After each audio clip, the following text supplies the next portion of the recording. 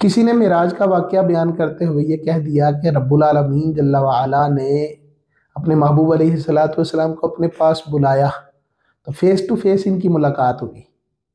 اور نبی کریم صلی اللہ علیہ وآلہ وسلم نے فیس ٹو فیس باتیں کی اور فیس ٹو فیس دیدار کیا۔ ایسا کہنا درست نہیں ہے۔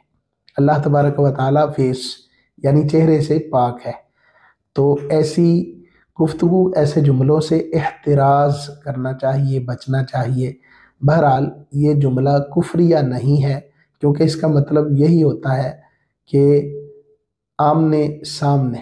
تو مراد اس سے یہی لی جا سکتی ہے کہ نبی کریم صلی اللہ علیہ وآلہ وسلم نے بغیر کسی حجاب کے رب العالمین جل وعلا کا دیدار کیا، اللہ رب العالمین جل وعلا سے باتیں کی۔ بہرحال اس کے لیے بہترین جملہ یہی ہے